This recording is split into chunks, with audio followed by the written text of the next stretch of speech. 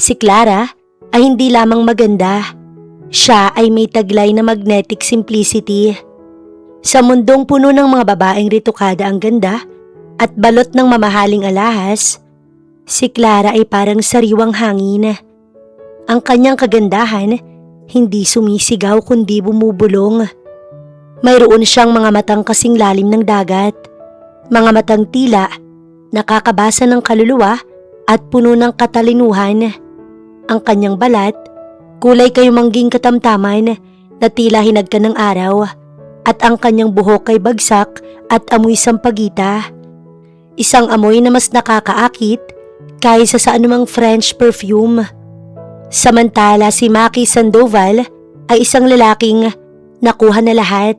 Sanay siya sa mga modelong nakasuot ng high fashion at mga socialite na ang tanging alam pag-usapan ay pera at katanyagan. Isa siya sa kilalang tao na nag-i-sponsor sa mga kabataang nais makapagtapos sa eskwelahang pinag-aaralan ni Clara, at isa ang dalaga na nai-sponsoran niya. Bago pa ito makilala, kaya't madala siya doon. Ngunit nang makilala niya si Clara na noon, nagtatrabaho bilang part, natagpuan niyang tatlong bagay na wala sa ibang babae. Ang katapangan, si Clara lamang ang tanging tao na hindi nanginginig sa harap ni Maki. Sa katunayan, tinanggihan ni Clara ang unang alok ni Maki na ihatid siya nito gamit ang sports car, at pinili ang sumakay na lamang ng jeep. Ang pagtangging ito ang lalong naging hamon sa ego ni Maki. Ang kanyang malalim na kaisipan tungkol sa filosofiya at ang kahalagahan ng edukasyon sa mahihirap. Namangha si Maki dahil si Clara ang unang babaeng mas matalino pa sa kanya kung makipag-argumento. May isang klase ng kapayapaan kay Clara na hinahanap-hanap ni Maki sa kanyang magulong mundo. Sa tuwing kasama niya ang dalaga, humihinto ang oras. Ang bawat ngiti ni Clara ay tila gamot sa pagod na puso ng bilyonaryo. Para kay Maki, si Clara ay isang unsolved mystery. Akala niya, kaya niya itong ariin, ngunit hindi niya alam na ang babaeng ito ang magiging pinakamahalaga at pinakamahiwagang bahagi ng kanyang buhay. Isang malakas na bagyo ang nagkulong sa kanila sa loob ng pribadong penthouse ni Maki. Katatapos lang ng isang masalimuot na charity gala, at si Clara ay naiwang mag-isa kasama ang bilyonaryo para tapusin ang mga dokumento. Umiinom si Maki ng whiskey, nakatitig sa bintanang hinahampas ng ulan, habang si Clara abala sa pag-aayos ng mga papel. Ngunit ang tensyon sa pagitan nila, mas matindi pa sa kulog sa labas. "Clara, tigilan mo na yan." Malamig ngunit paos na utos ni Maki. "Kailangan itong matapos, sir. Ito ang trabaho ko," sagot ni Clara nang hindi tumitingin, bagamat nararamdaman niya ang init ng titig ng lalaki sa kanyang likuran. Sa isang iglap, nasa harap niya na si Maki. Hinawakan nito ang kanyang kamay para pigilan siya sa pagsusulat. Ang bawat haplos ni Maki ay parang kuryenteng gumagapang sa balat ni Clara. "Hindi ka ba napapagod na magkunwaring wala kang nararamdaman? Alam ko kung paano bumibilis ang tibok ng puso mo kapag malapit ako sa'yo." "Maki, hindi tayo pwede. Magkaibang mundo natin." "Ngayon lang, Clara. Kalimutan mo muna ang mundo. Ako lang at ikaw." Tugon ni Maki bago tuluyang sinakop ang mga labi ni Clara ng isang halik na puno ng gutom at pangungulila. Sa ilalim ng madilim na langit at sa gitna ng marangyang silid, isinuko ni Clara ang kanyang puso at ang kanyang sarili. Ang gabing yon, na puno ng init at bawal na pag-ibig, ang naging simula ng isang lihim na habang buhay niyang dadalhin. Ang binhing bunga ng isang gabing hindi niya malilimutan. Si Maki Sandoval, ang lalaking minahal ni Clara ng buong puso, ay hindi lang pala isang simpleng negosyante. Sa likod ng kanyang simpleng polo shirt, kapag sila ay magkasama, nagtatago ang isang imperyong nagpapatakbo sa ekonomiya ng bansa. Isang gabi, habang balak sanang sorpresahin ni Clara si Maki sa opisina nito para ibalita ang kanyang pagbubuntis, isang usapan ang narinig niya sa likod ng bahagyang nakabukas na pinto. "Maki, ayos na ang lahat para sa pagsasama ninyo ni Beatrice. Ang merging ng Sandoval Group at ng mga Lopez ay selyado na. Alam mo ang tungkulin mo sa pamilya natin. Ang kasal na ito ang magpapatatag sa inyong dalawa. Boses iyon ng matandang Sandoval. Alam ko, Dad. Gagawin ko ang nararapat. Nanigas si Clara sa kinatatayuan niya. Ang saya sa kanyang puso, napalitan ng matinding takot. Hindi lang pala basta bilyonaryo si Maki. Siya ay isang Sandoval. Isang pamilyang kilala sa pagiging malupit at makapangyarihan. Kung malalaman nila na buntis ako, kukunin nila ang anak ko. Gagawin nilang tagapagmana ang bata at itatapon ako sa kangkungan. Ang kaba sa isipan ni Clara, dahan-dahang bumalot mula sa kanyang katawan. Hindi na siya kumatok. Sa halip, dahan-dahan siyang umatras habang tumutulo ang mga luha. Sa gabing yun, dala ang isang maliit na maleta at ang munting buhay sa kanyang sinapupunan. Nilisan ni Clara ang lungsod. Hindi siya nag-iwan ng sulat. Hindi siya tumawag. Binura niya ang sarili sa buhay ni Maki Sandoval bago pa siya mahanap ng kapangyarihan nito. Makalipas ang 8 taon, sa isang maliit na tahimik na probinsya, isinilang at lumaki si Ethan.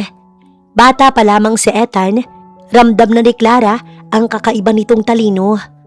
Habang ang ibang batay naglalaro ng putik, ang 7 taong gulang na si Ethan ay nakatitig sa lumang computer na nakuha nila sa surplus shop. Isang araw, nagulat na lang si Clara nang makitang may bagong washing machine sa harap ng kanilang maliit na bahay. Ethan, saan galing to? Ninakaw mo ba to? Noy, hindi po. Kalmadong sagot ng bata habang hindi inaalis ang tingin sa laptop. May tinulungan lang po akong kumpanya sa Amerika na ayusin ang kanilang security system. Binayaran la ako sa online wallet mo at may sobra pa pong pambayad sa upa natin sa loob ng 2 taon. Napanganga si Clara. Ang anak niya na may mga matang eksaktong kopya ng kay Maki Sandoval ay dahan-dahang itinatayo ang isang kaharian, hindi sa pamamagitan ng apelyido, kundi sa pamamagitan ng purong katalinuhan. Habang lumalaki si Ethan, napagtanto ni Clara na hindi lang basta matalino ang anak niya. Siya ay isang prodigy na may kakayahang baguhin ang daloy ng mundo sa isang pindot lang ng keyboard. Sa edad na 8, ay hindi na lang simpleng coding ang inaatupag ni Ethan.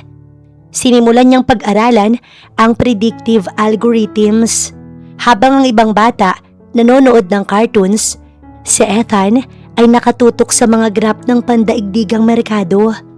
Isang hapon, habang naglalako si Clara ng kanyang homemade kakanin sa munisipyo, tinawag siya ni Ethan. Nay, itigil mo ng paglalako sa susunod na buwan, sabi ng bata habang mabilis na nagtatype sa kanyang lumang laptop na binaklas kabit niya na para bumilis. Bakit naman anak? Kailangan nating kumita para sa pag-aaral mo. Tingnan niyo po to. Gumawa ako ng isang software na nag-a-analyze ng waste management efficiency. Ibinenta ko ang license sa 3 malalaking lungsod sa Europe gamit ang pangalan niyo bilang CEO ng CE Ventures. Ang initial deposit po na pumasok sa account niyo, 5 milyong piso. Napaupo si Clara sa sobrang gulat. Ang kakarampot na ipon niya biglang naging milyon sa loob lang ng isang gabi. Noong nakaraan, binawasan niya ang pera ni Ethan para ipambayad sa iba nilang utang. Ayaw niya naman na gamitin ang pinaghirapan ng kanyang matalinong anak, kaya nais din niyang magtrabaho. Anak, hindi ka ba mapapahamak sa ginagawa mo? Magtiwala po kayo sa akin. Isang gabi, nakita ni Ethan ang balita tungkol sa Sandoval Group, ang kumpanya ng kanyang amang si Maki Sandoval. Nabalitaan niyang balak gibain ng mga Sandoval ang isang pampublikong hospital sa kanilang probinsya para itayo ang isang marangyang mall.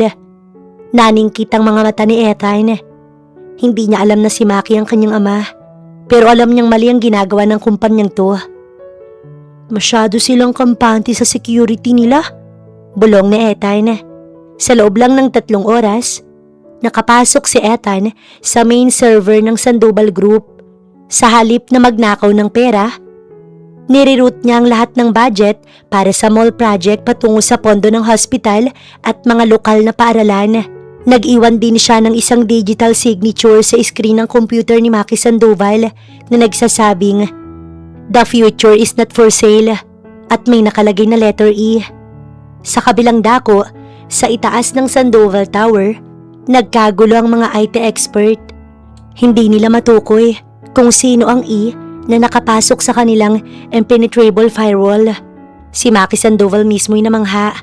Sa unang pagkakataon sa kanyang buhay, may nakatalo sa kanya at hindi niya akalaing ang taong ito ay ang sarili niyang anak na gumagamit lamang ng kuryente mula sa isang maliit na bahay sa probinsya. Sa loob ng isang taon, hindi pinayagan ni Ethan si Clara na gastusin ng milyong-milyong kinita niya mula sa pag-code para lamang sa mga laruan o koleksyon.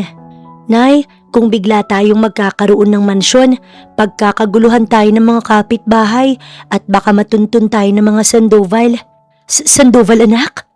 Halos mamutla si Clara nang madinig ang apelyidong yun. Wala siyang balita kay Maki. Pero ang tansya niya, kasal na ito ngayon. "Opo, Nay. Bakit po? May problema po ba dun? Masama sila kaya dapat lang na gawin ko ito sa kanila." Nakangising ani Ethan. Lumambot ang mata ni Clara. Gusto niyang sitahin ang anak at sabihing ito ang pag-aari ng kanyang ama. Ngunit mas pinili niyang manahimik. Dahil hindi naman natumutol ang ina ni Ethan, kaya't ang ginawa niya, dahan-dahan niyang nilinis ang kanilang buhay. Gumawa si Ethan ng isang Peking International Foundation at nagpadala ng sulat sa kanilang bahay. Nakasaad doon na si Ethan ay napiling Global Prodigy Scholar at makakatanggap ng buwanang allowance na sapat para hindi na maglako ng kakanin si Clara. Ito ang mga naging dahilan ni Clara sa mga kapitbahay kung bakit hindi siya lumalabas para magtrabaho. Imbis na bumili ng mansyon, unti-unting ipinaayos ni Ethan ang kanilang maliit na bahay. Pinalitan ng bubong, pinasemento ang dingding at nilagyan ng mataas na bakod, hindi para magmayabang, kundi para itago ang mga mamahaling computer parts na unti-unti niyang in-order online. Nang mag-10 taon si Ethan, ang kanilang CE Ventures na nakapangalan kay Clara, nagsimula ng kumita ng passive income mula sa mga small-scale investments sa stocks. Isang araw, niyaya ni Ethan ang ina sa bayan. "Nay, oras na para bumili ka ng disenteng sasakyan. Pagod ka na sa pagsakay sa tricycle." Bumili sila ng isang simpleng white SUV. Para sa mga tao sa probinsya, ito ay tanda ng tagumpay. Pero para kay Ethan, ito ay isang sasakyang may bulletproof glass at GPS jammer na siya mismong nag-install. Dito na rin nagsimulang magbago ang anyo ni Clara. Dahil hindi na siya laging nakababad sa araw at may pera na para sa masustansyang pagkain, muling bumalik ang kanyang natural na ningning. Ang dati niyang tuyot na balat ay naging kamatis at tila nagliliwanag. Sa likod ng saradong pinto, si Clara ay nag-aral na rin ng business management sa tulong ng mga tutorials na ginawa ni Ethan para sa kanya. Ang bata naman, abala sa pagbuo ng isang cryptocurrency portfolio. "Nay, mayroon na tayong sapat na pera para bumili ng isang maliit na gusali sa lungsod. Hindi po tayo doon titira. Gagamitin natin itong front para sa iyong business. Gusto kong makilala ka bilang isang real estate investor." Sa bawat gusaling na bibili ni Clara sa pamamagitan ng kanyang genius son, lalong tumitibay ang kanilang pader laban sa kahirapan. Ngunit sa likod ng bawat tagumpay, may isang takot pa rin sa puso ni Clara. Ang bawat dolyar na kinikita nila ay lalong naglalapit sa kanila sa radar ng mga Sandoval. Alam niyang sa mundo ng malalaking negosyo, maliit lang ang mundo. Pati na ang pakikihalubilo ni Clara sa mga elite ay pinasok niya. Ngunit hindi yun biglaan. Sa tulong ni Ethan, dumaan siya sa isang masusing rebranding. Mula sa pagiging tagu sa probinsya, lumabas siya bilang si Madam Claire, ang misteryosong CEO ng CE Ventures na naging dahilan para makatanggap si Clara ng imbitasyon sa isang malaking event. Ginanap ang taunang Golden Circle event sa isang 7-star na hotel sa Maynila. Ito ang gabi kung saan nagtitipon ang pinakamayayamang pamilya sa bansa. Kasama na ang mga Sandoval. Bago bumaba ng sasakyan, hinawakan ni Ethan ang kamay ng kanyang ina. Nay, tandaan mo, ikaw ang may-ari ng silid na yan. Huwag kang yuyuko. Ako ang bahala sa lahat ng security feed. Walang makakaalam kung sino talaga tayo. Suot ang isang mamahaling silk gown na hapit sa kanyang hubog at nagpapakita ng kanyang walang kupas na ganda. Pumasok si Clara sa ballroom. Wala siyang suot na maraming alahas. Isang pares lamang ng diamanteng hikaw, pero ang kanyang aura ay sapat na para magpatigil sa lahat. Sa gitna ng tawanan at kalansing ng mga basong kristal, naramdaman ni Clara ang isang pamilyar na presensya. Sa kabilang dako ng silid, nakatayo si Maki Sandoval. Mas mukha itong seryoso, mas matikas, at may bakas ng kalungkutan sa mga mata na hindi kayang itago ng kanyang mamahaling suit. Nang magtagpo ang kanilang mga mata, tumigil ang mundo. Nabitiwan ni Maki ang hawak nitong wine glass, dahilan para ito ay mabasag. Clara? Bulong ni Maki, sapat lang para marinig niya. Hindi kumurap si Clara. Sa halip na tumakbo o umiyak, tipid siyang ngumiti. Isang ngiting itinuro sa kanya ni Ethan. Ang ngiti ng isang taong may kapangyarihan. Lumapit si Maki, hindi makapaniwala. 8 taon, Clara. 8 taon kitang hinanap. Sino ka? Bakit ka narito bilang CEO ng CE Ventures? Ang taong hinahanap mo, 8 taon nang nakararaan ay wala na, Mr. Sandoval. Narito ako para sa negosyo, hindi para sa nakaraan. Habang nag-uusap ang dalawa, isang maliit na figura ang lumapit sa kanila. Si Ethan, nasuot ang isang miniature tuxedo at tumayo sa pagitan ng kanyang ina at ni Maki. Tumingin si Maki sa bata at parang nakakita siya ng salamin. Ang hugis ng muka at ang talim ng tingin at ang paraan ng pagtayo. Ito ay maliit na bersyon niya. Nay, ang sasakyan handa na sa labas, tapos na po ang pakikipaglaro natin dito, sabi ni Ethan sa isang seryosong boses. Lumingon siya kay Maki at tinaasan ito ng kilay. Ikaw ba si Mr. Sandoval? Mahina ang firewall ng main server mo. Ayusin mo yan bago kita tuluyang mabura sa mapa. Naiwang tulala si Maki. Hindi niya alam kung ano ang mas ikinagulat niya. Ang pagbabalik ng babaeng pinakamamahal niya na ngayon ay mas mayaman pa sa kanya o ang batang kamukhang kamukha niya na tila kayang pabagsakin ng kanyang imperyo sa isang salita lang. Ngunit mas nag-sink in sa kanya na mukhang ang batang iyon na may kagagawan sa lahat ng bagay at hindi niya matanggap at hinihinala niya ring sarili niya itong dugo ang nagawang pasukin ng kanyang pinakapribadong server. Sa kabilang banda, nagpadala si Maki ng isang digital challenge sa IP address na ginagamit ni Ethan. Isang imbitasyon sa isang private server na may mensaheng, "Let's see who's the real master of this house." Si Ethan na nakaupo sa kanyang ergonomic chair sa kanilang mansyon ay ngumisi lamang. Nay, mukhang gustong makipaglaro ni Mr. Sandoval. Bigyan natin siya ng palabas. Ginamit ni Maki ang pinakabagong AI-driven encryption na binili niya mula sa Israel. Naglatag siya ng 7 layer ng fire traps. Mga programang agad magbubura sa laptop ng sino mang susubok na mag-hack dito. Akala ni Maki, sapat na ito. Hindi gumamit si Ethan ng dahas. Sa halip na gibain ng pader, gumawa siya ng isang ghost protocol. Pinasok niya ang system ni Maki gamit ang butas sa smart air conditioning ng opisina nito. Sa loob ng 5 minuto, ang screen ng laptop ni Maki unti-unting napuno ng mga litrato, hindi ng pera, kundi ng mga paboritong kakanin ni Clara nung naglalako pa ito. Nataranta ang mga IT experts ni Maki. Sir, hindi namin siya matrace. Parang nasa loob siya mismo ng motherboard nyo. Biglang nag-freeze ang laptop ni Maki. Isang video call request ang lumitaw. Pag-click ni Maki, bumungad sa kanya ang seryosong mukha ni Ethan. Mr. Sandoval, masyado kang nakafocus sa labas ng pader mo. Hindi mo napansin na ang susi nasa ilalim lang ng paso mo. I just encrypted your entire main database. You have 60 seconds to find the password. Or your stock price dropped to 0. Anong gusto mo?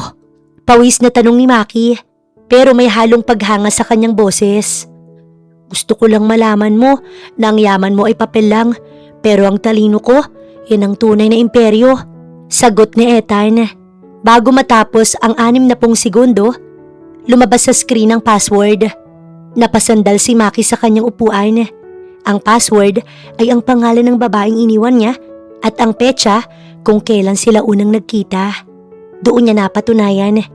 Hindi lang siya hinahack ni Ethan dahil binabasa rin ng bata ang bawat lihim sa kanyang puso.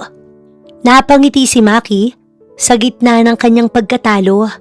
Sa halip na magalit, naramdaman niya ang isang klase ng pride na ngayon lang niya naramdaman sa buo niyang buhay. You're good, kid. Actually, you're better. Bulong ni Maki habang nakatitig sa monitor kung saan naglaho na ang mukha ni Ethan. Dahil si Maki ay naging tech tycoon din bago naging bilyonaryo, hindi niya hahayaang matapos ang laban ng ganoon lamang.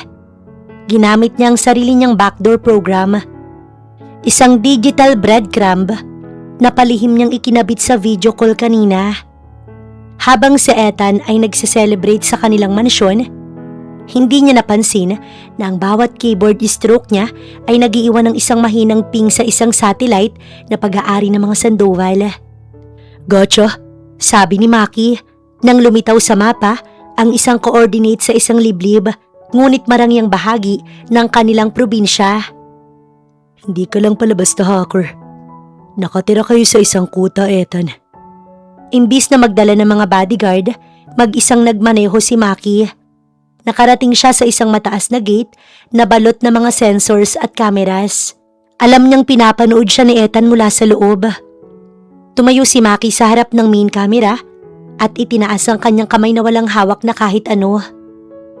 Good day, Ethan. Clara, alam kong narito kayo.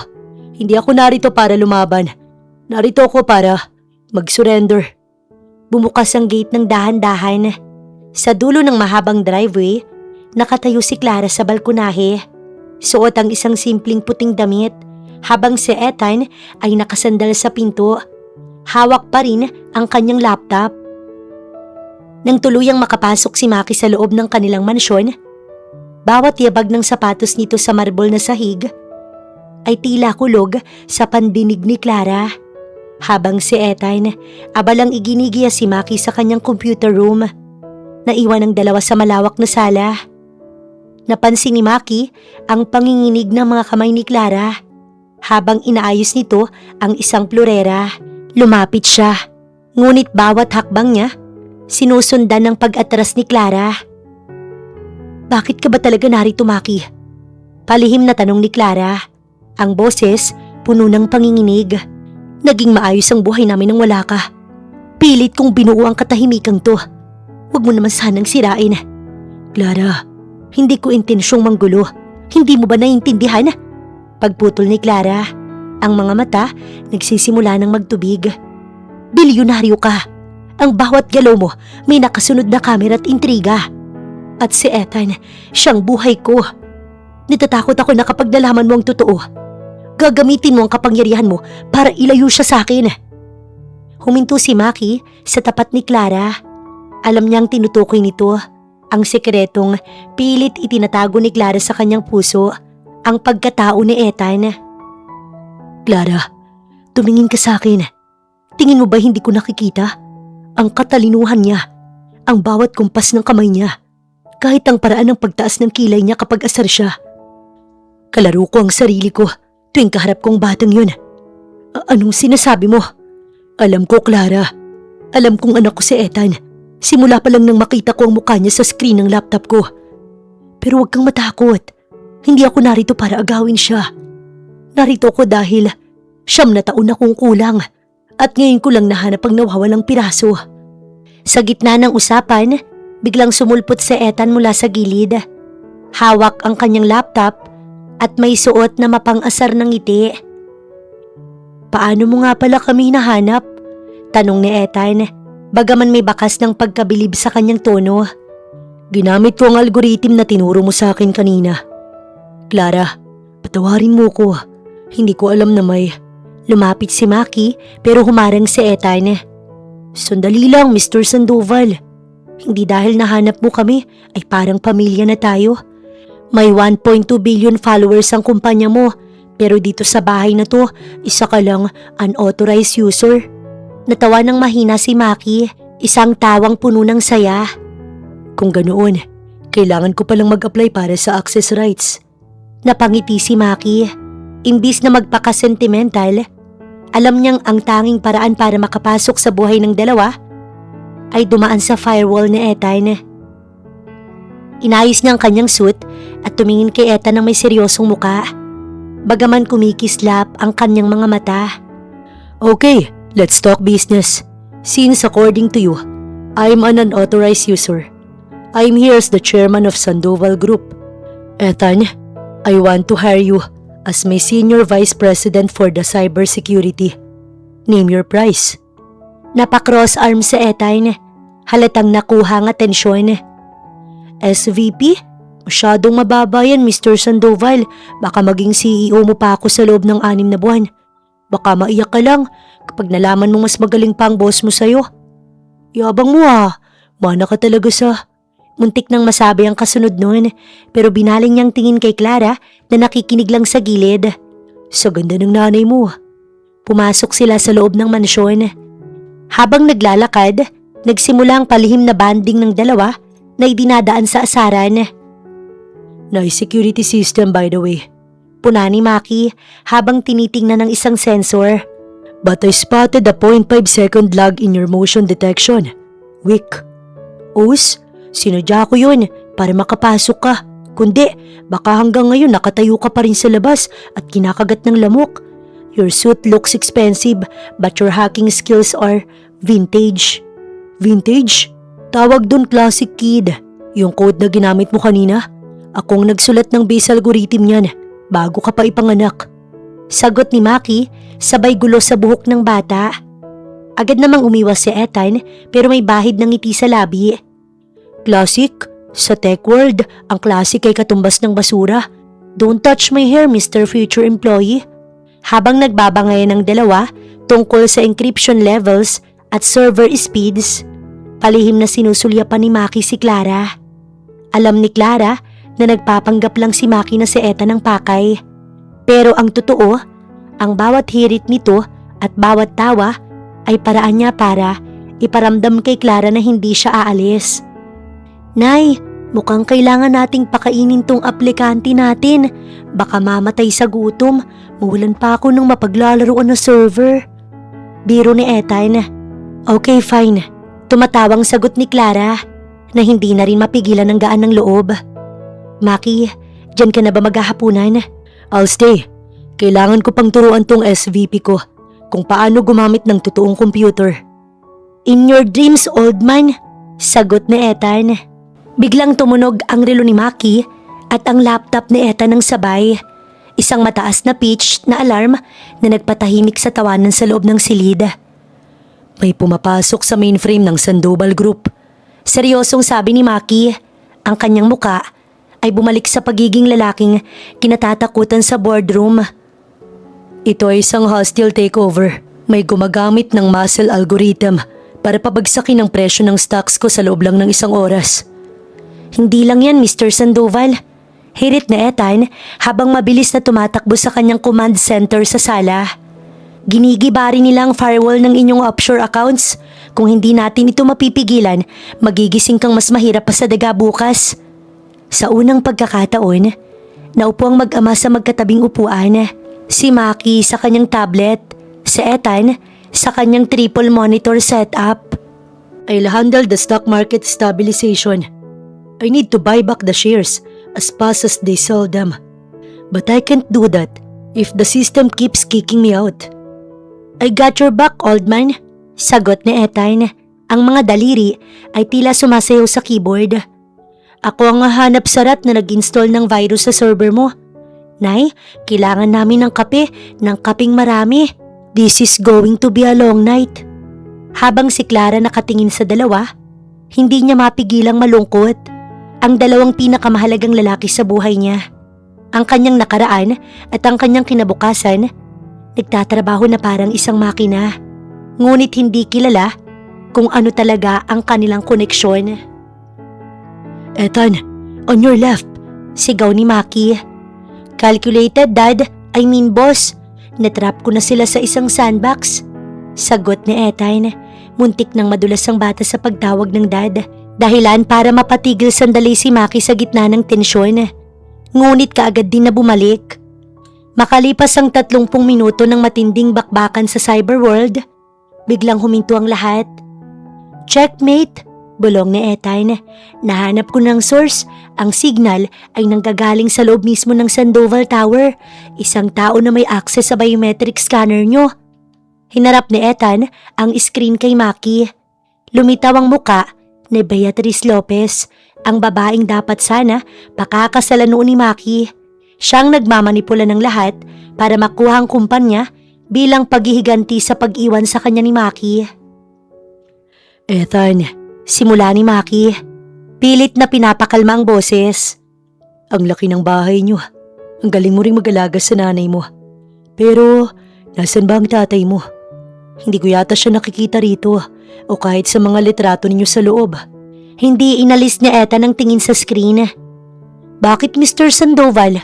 Plano mo bang mag-apply bilang stepdad?" "Masyadong mahaba ang pila. Baka sa gate ka pa lang, rejected ng resume mo." Natawa si Maki pero hindi siya sumuko. "Curious lang ako. Isang henyong tulad mo, siguradong henyo rin ang tatay mo." Doon huminto si Ethan sa pag-type. Lumingon siya kay Maki nang may seryoso at mapang-asar na tingin.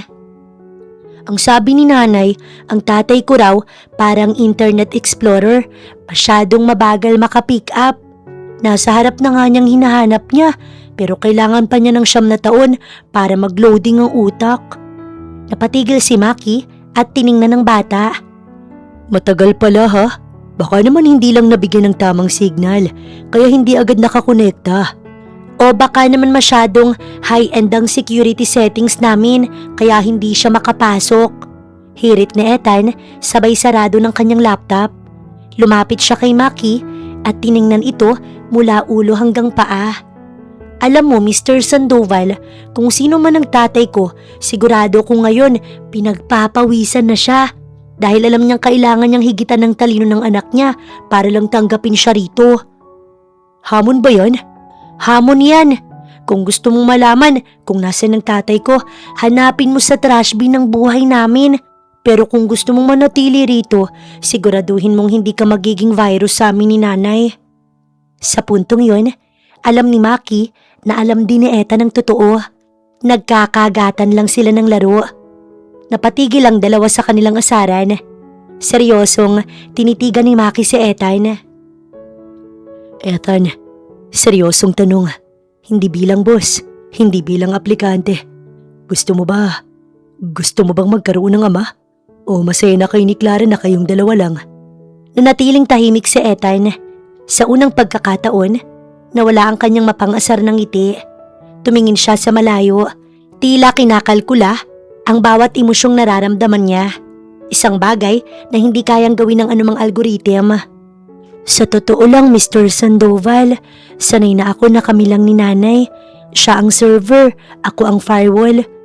Kami ang bumuo ng sarili naming mundo. Pero kahit gaano kabilis ang computer ko, minsan may mga bugs na hindi ko maayos. Tulad ng kapag nakikita kong pagod si nanay pero ayaw niyang ipakita. O kapag may mga bagay na hindi ko matutunan sa panunood lang ng YouTube tutorials tulad ng kung paano maging lalaki." Lumapit si Ethan nang bahagya kay Maki. "Ang tanong mo ay kung gusto ko ba ng ama? Ang sagot ko ay depende.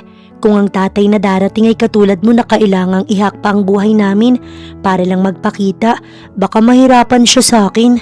Pero kung ang tatay na yan handang mag-update ng sarili niya para sa amin ni nanay, at kayang panindigan na hindi siya magiging offline muli, baka bigyan ko siya ng admin access." Hindi nakapagsalita si Maki.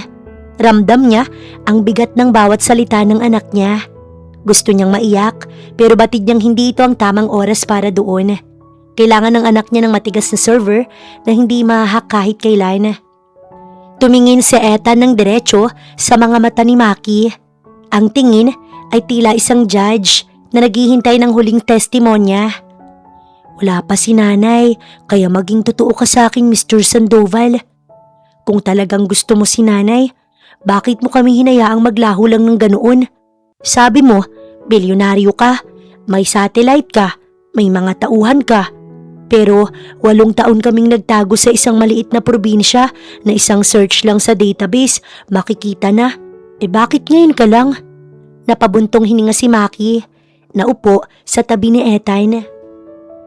Dahil nung panahong yun, Ethan, akala ko pinoprotektahan ko siya.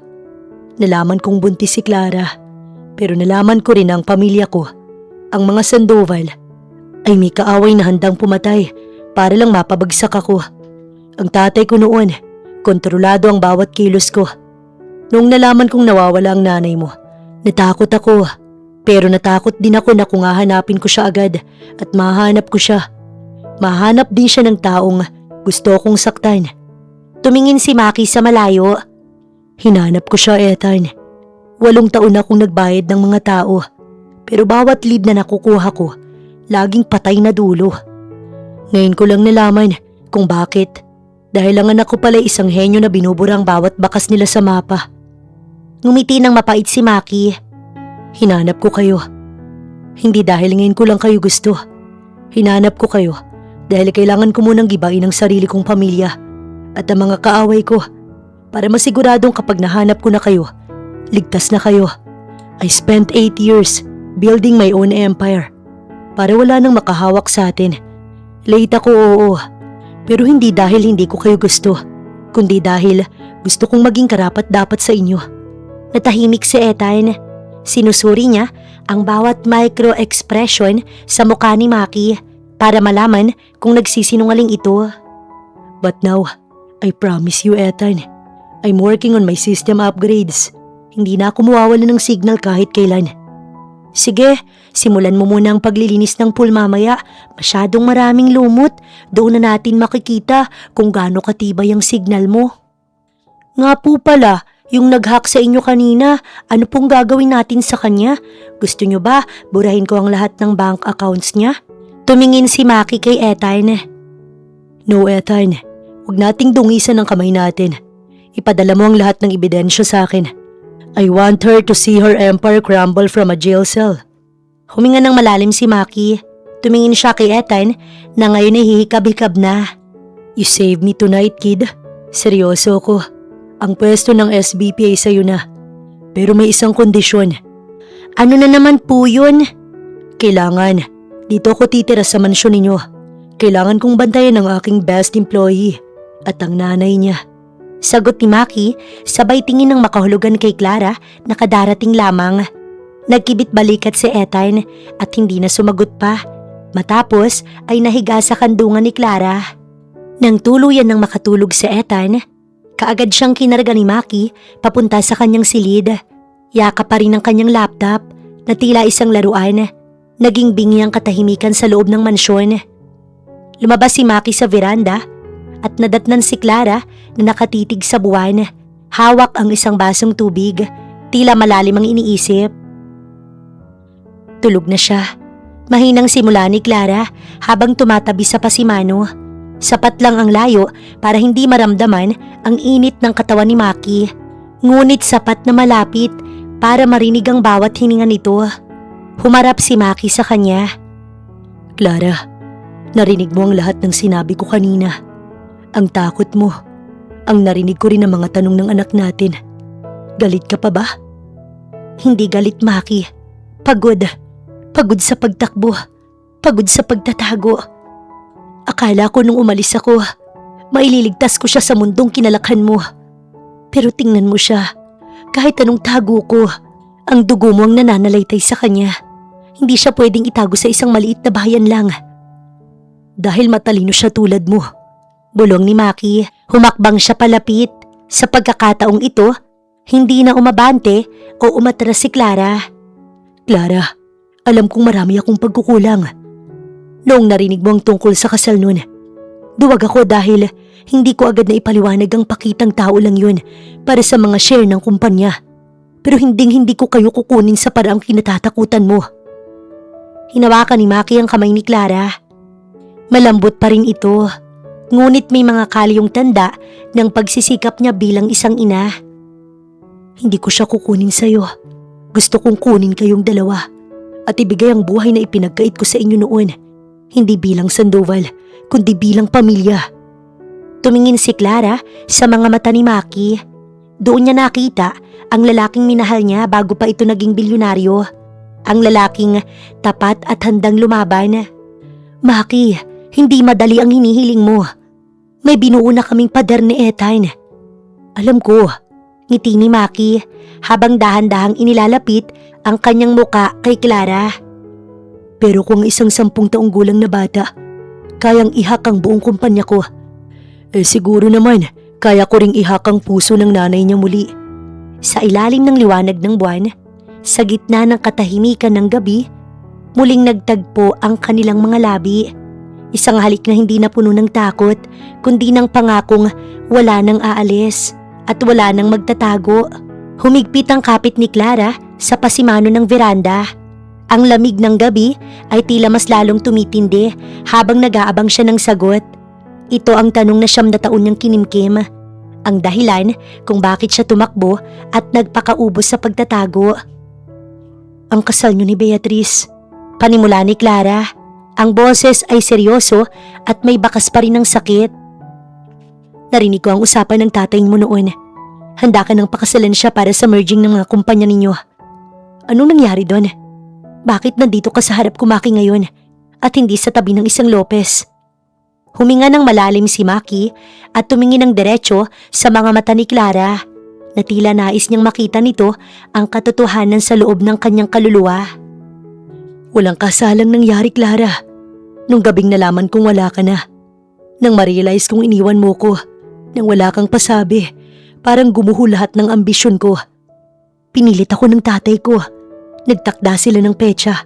Nagpadala ng mga imbitasyon. Pero noong mismong araw ng kasal, hindi ako sumipot. Iniwan mo siya sa altar? Hindi lang siya. Iniwan ko ang buong pamilyang Sandoval nung araw na yun, Clara. Sinabi ko sa kanila na kung hindi ikaw ang mapapangasawa ko, walang merging na mangyayari. Nagkaroon ng malaking iskandalo. Bumagsak ang stocks namin at halos itakwil ako ng tatay ko. Pero wala akong pakialam. Mas gusto ko pang mawala ang yaman ko kaysa mabuhay sa isang kasinungalingan habang ikaw ay kung nasaan. Lumapit si Maki ng isang hakbang. Hinawakan na magkabilang balikat ni Clara. Si Beatrice, naghiganti siya. Sinubukan niyang pabagsakin ng kumpanya ko, palihim sa loob ng maraming taon. Gaya ng nakita namin kanina sa server. Pero noong gabing yun nang umalis ka, doon ko napatunayan na ang bilyong-bilyong halaga ng mga Sandoval Group ay walang kwenta kumpara sa isang ngiti mo. Hindi ako nagpakasal, Clara. 9 na taon akong nag-iisa. Naghihintay na baka isang araw mahanap kita ulit. Napahikbi si Clara. Hindi dahil sa lungkot, kundi dahil sa bigat na sa wakas, naalis sa kanyang dibdib. Ang multo ng nakaraan ni Beatrice ay wala na palang puwang sa buhay ni Maki mula pa noon. Kaya pala hinayaan mong ihak ni Ethan ang kumpanya mo. Bulong ni Clara habang pinupunasan ng luha. Dahil deserve ko yun. Kailangan ko talagang pagbayaran ng 9 na taon na wala ako sa tabi ninyo at handa akong gawin yan habang buhay. Kinaumagahan, nagkaroon ng isang tahimik ngunit makahulugang sandali sa loob ng mansyon ni na Clara. Alam ni Maki na ang gagawin niyang hakbang hindi lang para sa kumpanya, kundi para sa kaligtasan at dangal ng kanyang mag-ina. Lumapit si Maki kay Clara na noon ay inaayos ang kurbata niya. Baka sa mga mata ni Clara ang pag-aalala. Mag-iingat ka roon. 8 taon akong nagtago. Ayokong sa isang pagkakamali mawala muli ang lahat. Mahinang sambit ni Clara. Hinawakan ni Maki ang mga kamay ni Clara at hinalikan ng noo nito. Hindi na tayo muling magtatago, Clara. Pangako ko sa'yo. Pagbalik ko mamaya, wala nang anino ni Beatrice o ng mga Lopez na gugulo sa atin, malaya na tayo. Pagkatapos, lumingon siya kay Ethan na nakasandal sa pinto. Bitbit ang kanyang tablet at suot ang isang seryosong tingin. Tinging tila sinusukat ang kakayahan ng kanyang ama. Lumuhod si Maki para mapantayan ang taas ng bata. Ethan, handa na bang mga regalo mo para sa kanila? Tumango si Ethan at ipinakita ang screen ng tablet. Lahat ng ebidensya ay nakasync na sa presentation nyo, pati na po ang live track ng mga offshore accounts nila. Isang pindot lang, wasak ang reputasyon nila. Pero boss, huminto ang bata at tumitig ng malalim kay Maki. Siguraduhin mong hindi ka mangangatog sa harap nila. Ayokong magkaroon ng tatay na wikang tuhod sa harap ng mga kalaban. Natawa si Maki at ginulo ang buhok ni Ethan. Huwag kang mag-alala anak. Sa talinong ibinigay mo sa aking ebidensya, ako nang pinakamakapangyarihang tao sa silid na yon. Bago tumayo, hinawakan ni Maki ang balikat ni Ethan. Salamat Ethan. Salamat sa pagbabantay sa nanay mo nung wala ako. Ngayon, ako naman ang tatapos sa laban para sa inyong dalawa. Sige na po, umalis na kayo. Asar na sagot ni Ethan, pero may bahid ng pagmamalaki sa kanyang mga mata. Balitaan niyo po ako kapag nakapiring na sila. Gusto kong makita ang error slug ng mga mukha nila. Sa huling sulyap ni Maki sa kanyang mag-ina, baon niya ang tapang na kailangan niya para tapusin ang kasamaan ng mga Lopez at simula ng bagong yugto ng kanilang buhay bilang Sandoval. Ang kapaligiran sa loob ng conference room ay kasing lamig ng yelo. Nakaupo sa dulo ng mahabang lamesa si Mr. Lopez at ang kanyang anak na si Beatrice na may suot na mapagmataas ng ngiti. Akala nila ay ito na ang araw ng kanilang tagumpay. Ang araw na pipirmahan ni Maki ang pagsuko ng mga shares dahil sa pagbagsak ng system nito kagabi. Maki, wag na nating patagalin to. Nasira ang reputasyon mo sa nangyaring hacking kagabi.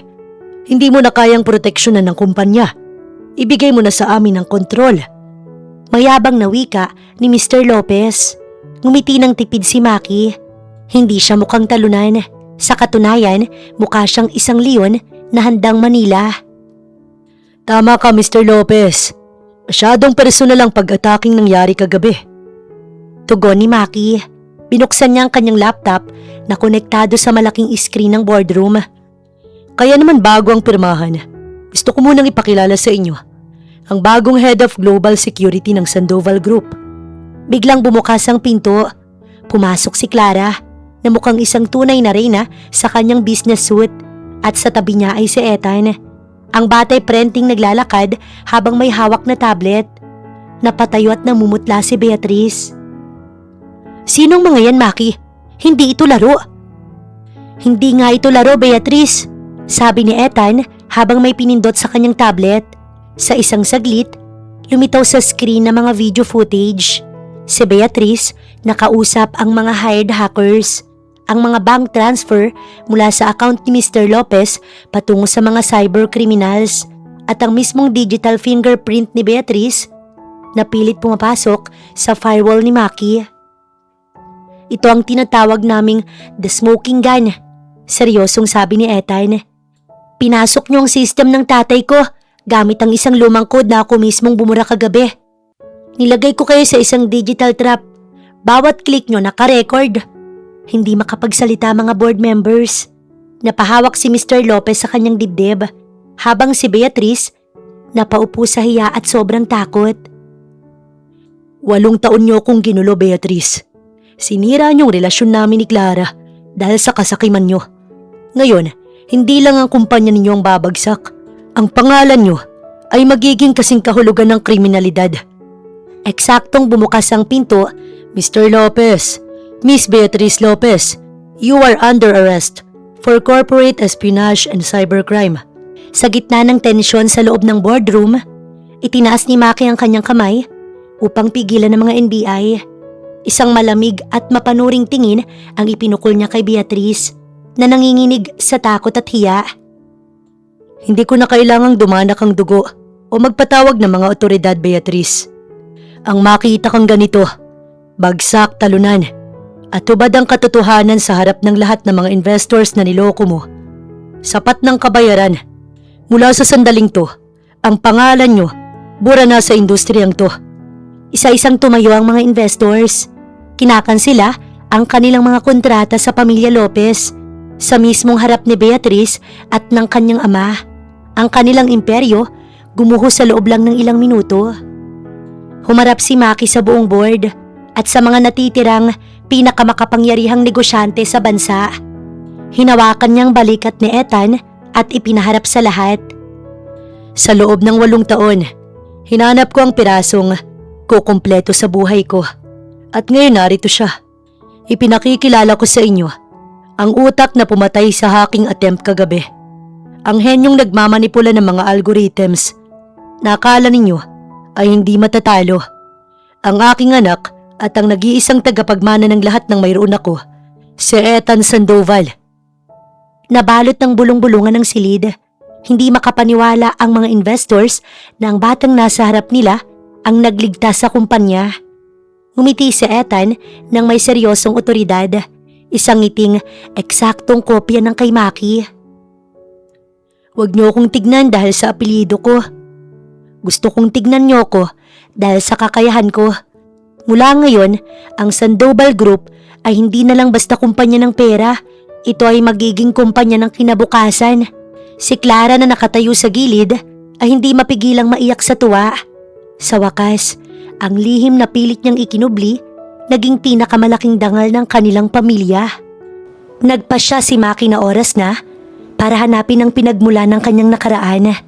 Sa isang mahaba at marangyang sasakyan dinala ni Maki sina Claire at Ethan sa Sandoval Estate. Isang malawak na lupain na may dambuhalang mansyon na tila isang palasyo. Habang papalapit sila sa malaking pinto, hinawakan ni Maki ang kamay ni Clara. Huwag kang mag-alala. Hindi nila kayo pwedeng saktan. Ngayon, ako na ang batas sa pamilyang to. Sa loob ng grand sala, naghihintay ang mga magulang ni Maki. Ang kanilang mga muka, seryoso at puno ng otoridad. Ang tipikal na itsura ng mga taong sanay na sinusunod. Maki, ano itong balitang nagdala ka ng kung sino-sino sa pamamahay na ito? Tanong ng kanyang daddy. Ang boses umaalingaw sa silid. Ngumiti si Maki ng may kumpiyansa. Inakay niya si Clara at Ethan sa harap ng kanyang mga magulang. Dad, Mom, hindi sila kung sino-sino lang. Ipinapakilala ko sa inyo si Clara, ang babaeng pinakamahal ko at ang tanging reyna ng buhay ko. At ito, inakay niya sa harap si Ethan. Ito si Ethan Sandoval, ang inyong apo, ang nag-iisang tagapagmana ng Sandoval Group. Napatayo ang matandang Sandoval. Tinitigan ni Don Mariano si Ethan. Sa isang tingin pa lang, nakita niya ang sarili niyang mga mata at ang talim ng titig na tatak Sandoval. Apo, bulong ni Doña Victoria. Ang kanyang mahigpit na anyo unti-unting lumambot nang makitang batang kamukhang kamukha ng kanyang anak nung ito ay bata pa lamang. Lumapit si Ethan. Hindi man lang bakas ang kaba. Tumingin siya sa kanyang lolo at itinaas ang kanyang tablet. Lolo, narinig ko pong medyo mahina na ang investment portfolio ng pamilya sa Europe. Inayos ko na po ang mga butas sa algorithm nyo bago pa tayo magmano. Pwede nyo nang i-check sa main server nyo. Napanganga si Don Mariano. Hindi niya akalaing ang isang bata magsasalita sa kanya tungkol sa global investment sa unang pagkakataon nilang nagkita. Doon siya natawa, isang malakas at masayang tawa. Maki, hindi mo lang dinala nga po ko. Dinala mo rito ang magliligtas sa ating pangalan. Sabi ni Don Mariano, sabay tapik sa balikat ni Maki. Tumingin siya kay Clara. Iha, patawarin mo kami sa mga pagkakamali ng nakaraan. Mukhang ikaw ang nagpalaki ng isang tunay na Sandoval. Sa gitna ng malawak na study room ni Don Mariano, kung saan nakapaligid ang mga antigong libro at mamahaling kagamitan, naupo ang matanda sa tabi ni Ethan. Hawak ni Ethan ang kanyang tablet, habang ang lolo niya manghang-manghang nakatingin sa bilis ng paggalaw ng mga daliri ng bata. Lolo, tingnan mo. Ang security system ng mansyong to, analog ang basihan. Madali itong pasukin ng kahit sinong low-level hacker. Pero kung lalagyan natin ng biometric encryption na may kasamang AI recognition, kahit langgam, hindi makakapasok ng walang permiso ko. Sa isang iglap, nag-vibrate ang cellphone ni Don Mariano. Lumabas doon ang isang abiso. Access granted to Lolo Mariano. Aba, nahack mo ang sarili nating system sa loob lang ng 5 minuto. Tawang-tawa na tanong ni Don Mariano. Labis ang hanga sa kanyang mga mata. Sa buong buhay niya, wala siyang nakilalang kasing talas ng batang ito. Maki, tingnan mo ang anak mo. Sinasabihan akong outdated ng seguridad ko. Lumapit sina Maki at Clara. Nakangiti habang pinapanood ang maglolo. Sabi ko sa inyo, Dad, hindi lang po ang nakuha ninyo. Nakahanap kayo ng katapat sa talino. Niyakap ni Don Mariano si Ethan ng mahigpit. Simula ngayon, kahit anong gusto mo, Apo, kahit ang buong kumpanya ibibigay ko sa iyo, mukhang mas ligtas ang yaman natin kung ikaw ang may hawak ng password. Habang nagtatawanan ng lahat sa study room, hindi pinalampas ni Maki ang pagkakataon na sumingit sa eksena. Nakita niyang halos hindi na maalis ni Don Mariano ang paningin sa apo nito at tila nakalimutan ng presensya ng sariling anak. Umupo si Maki sa tapat ng kanyang ama at nagkunwaring nagtatampo. Naka-cross arms at nakataas ang isang kilay. Teka lang, Dad. Hirit ni Maki na may halong biro.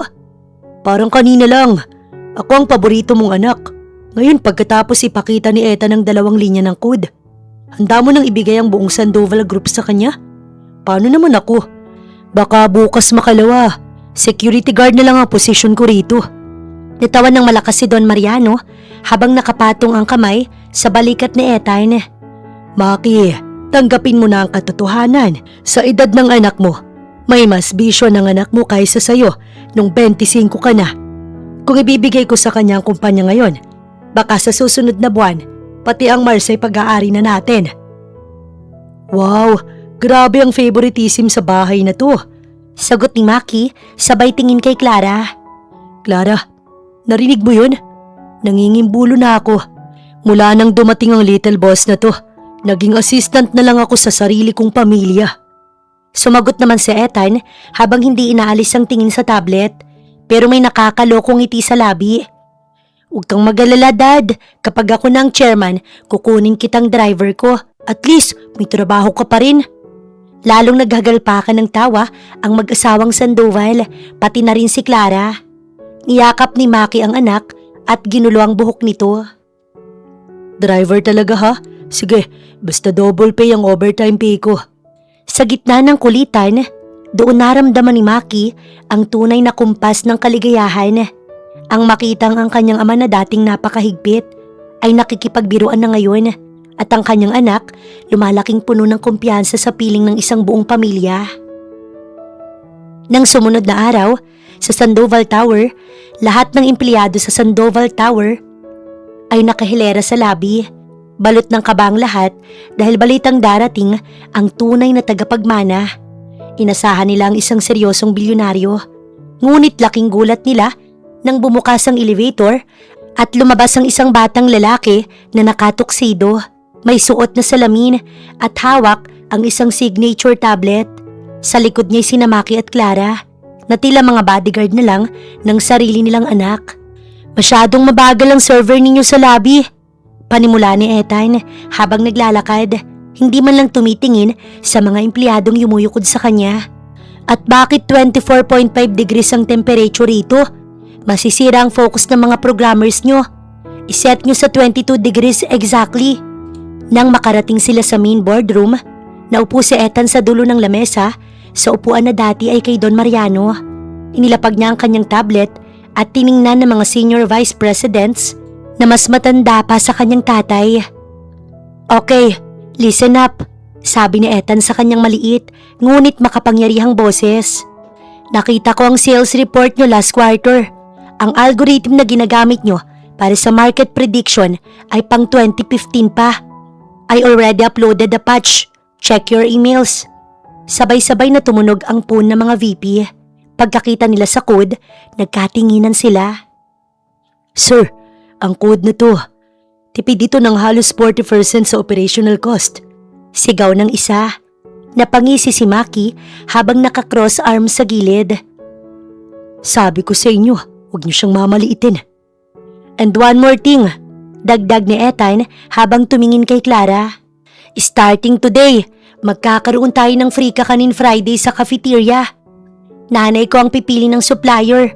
Sinong umangal, permanently banned ang IP address sa main server natin. Natawa ang lahat sa loob ng silid. Kahit gaano kadelikado at kabilis ang isip ni Ethan, naroon pa rin ang pagiging anak niya kay Clara. Matapos ang meeting, naiwan ng tatlo sa opisina.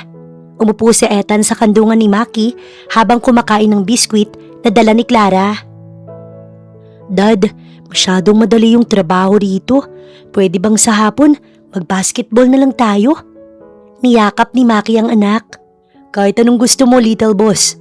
Basta pagkatapos ng basketball, kailangan mo munang gawin ang homework mo sa math. Homework? Dad, ako ang gumagawa ng answer key ng teacher namin. Pakidelete na yung homework sa schedule ko. Nagkatinginan sina Maki at Clara na sabay na tumawa. Ang Sandoval Group ay nasa mabuting kamay at ang kanilang pamilya ay sa wakas nahanap na ang perpektong balanse sa pagitan ng teknolohiya at pagmamahalan.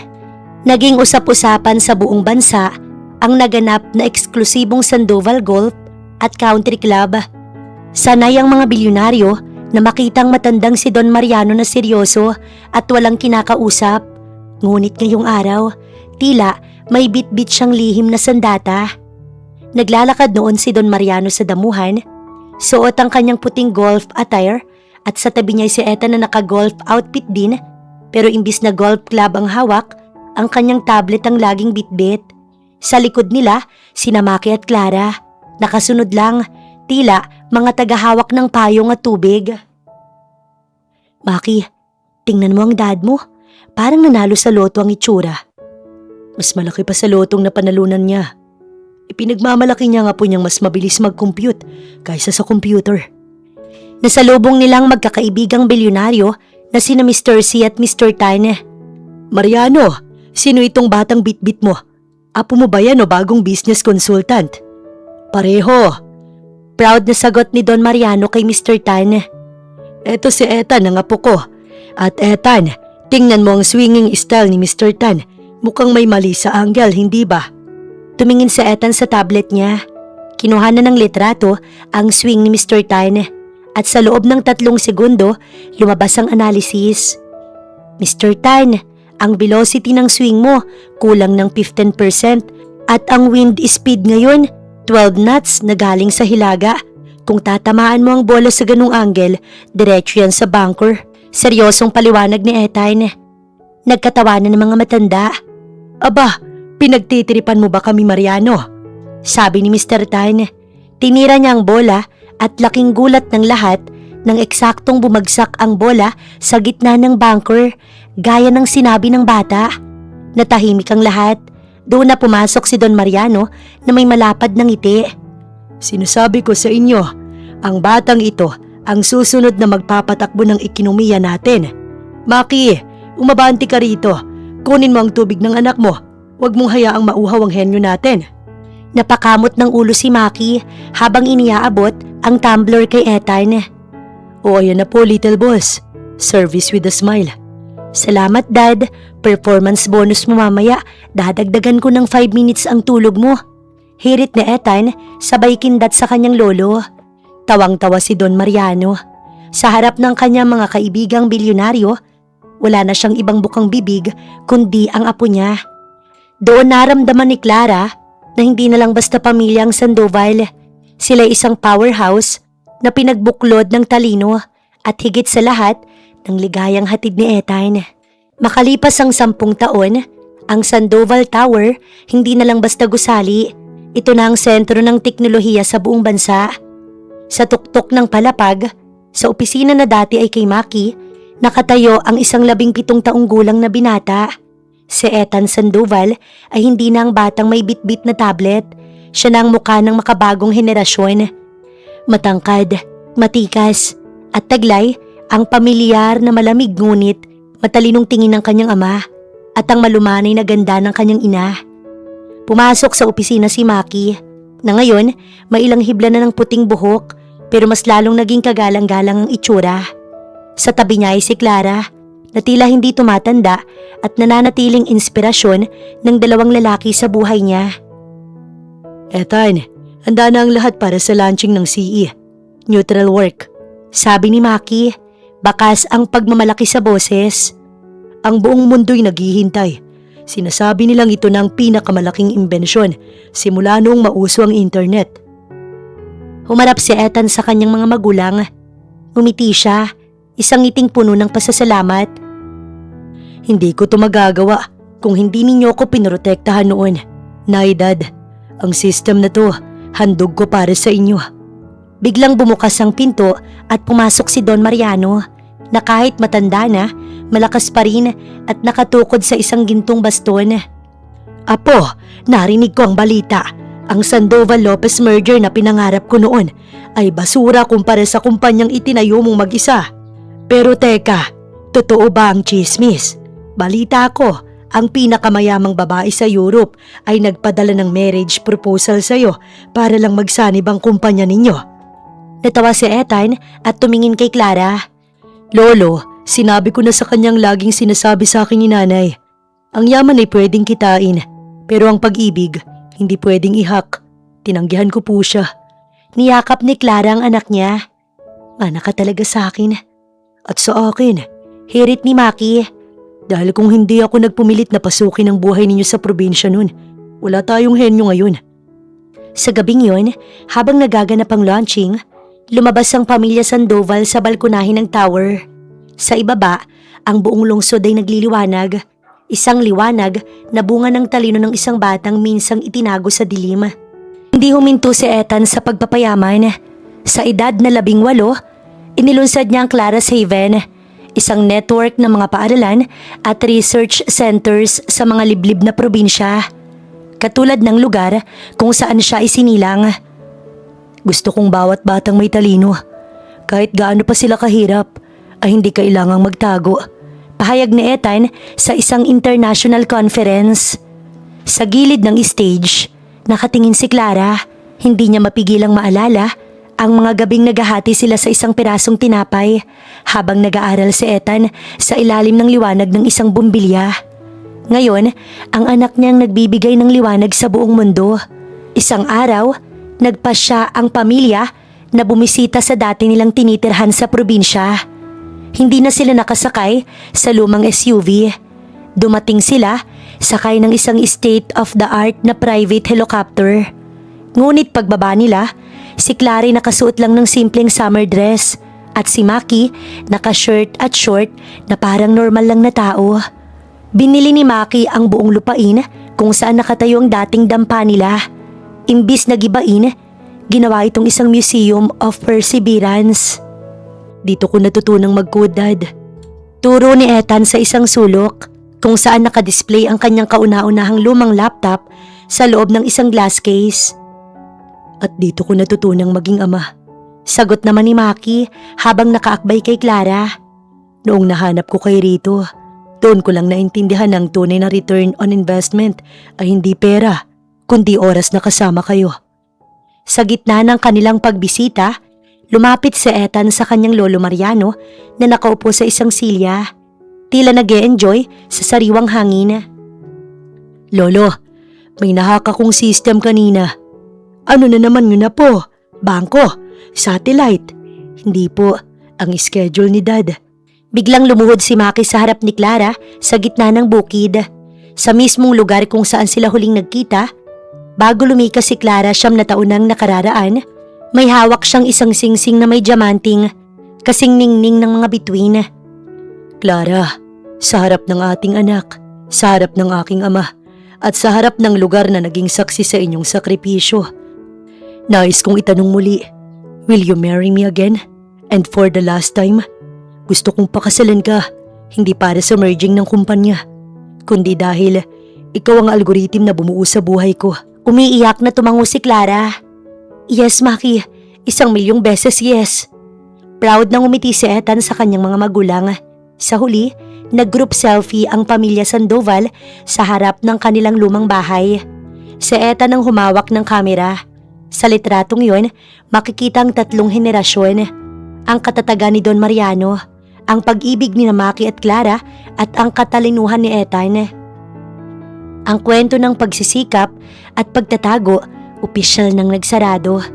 Ang bukas ay puno ng posibilidad dahil hanggat may isang Sandoval na may hawak ng keyboard at isang pusong puno ng pagmamahal, ang kanilang imperyo hinding-hindi guguho. Nang makabalik sila sa mansyon, ay nagpahanda si Don Mariano ng malaking hapunan sa mansyon ng mga Sandoval. Hindi lamang isang pagtitipon ng pinakamayayamang tao sa bansa, kundi isang pagdiriwang ng pamilyang nabuo mula sa mga lihim at pagsubok. Nakalapag sa mahabang lamesa, gawa sa mahogany, ang mga pagkaing pinaghalong marangya at tradisyonal. Mayroong mamahaling steak at wine, pero sa gitna ay ang paboritong kakanin ni Ethan na gawa mismo ni Clara. Isang paalala ng kanilang pinagmulan. Isang toast para sa ating lahat. Pag-anyaya ni Don Mariano na nakatayo ng tuwid at may hawak na baso ng kristal. At para sa aking apo na nagturo sa akin ng pinakamahalagang security ay hindi ang pader ng kumpanya, kundi ang tiwala sa isa't isa. At para kay Clara, ang babaeng nagdala ng tunay na liwanag sa mansyong to. Nag-cheers ang lahat. Habang kumakain, hindi mapigilan ni Maki at Clara na magngitian habang pinapanood si Ethan na seryosong nakikipag-debate kay Don Mariano tungkol sa susunod na space exploration project ng pamilya. Dad, sabi ni Lolo, kapag naging 21 na ako, ibibigay niya ng Sandoval Island. Gagawin ko raw yung global server hub. Aba Dad, paano naman yung plano nating resort ni Clara doon? Inunahan mo na naman ako sa paborito mong apo. Natawa si Don Mariano. Maki, tanggapin mo na. Sa pamilyang ito, si Ethan ang system administrator. Ikaw ang user. At ako ang investor. At ako ang main source. Hirit ni Clara na nagpatawa sa kanilang lahat. Dahil kung wala ang kakanin ko, walang gagana ang utak ng henyo natin. Sa ilalim ng marangyang chandelier, na puno ang silid ng hagalpakan at biruan. Wala na ang takot sa mga Lopez. Wala na ang kaba sa pagtatago. Ang gabing yun, selyado ng pagmamahalan. Bago matapos ang gabi, lumabas ang pamilya sa balkonahe para panoorin ang fireworks display na inihanda ni Ethan. Sa bawat pagsabog ng kulay sa langit, makikita ang refleksyon ng kanilang tagumpay. Hawak ni Maki ang kamay ni Clara, habang si Ethan nakasandal sa kanyang lolo. Tinitingnan ng hinaharap na sila mismong may gawa. Ang pamilyang Sandoval ay hindi na lang basta pangalan sa mundo ng negosyo. Sila ay naging simbolo na ang pinakamatalinong desisyon sa buhay ay ang piliin ng pamilya, anuman ang mangyari.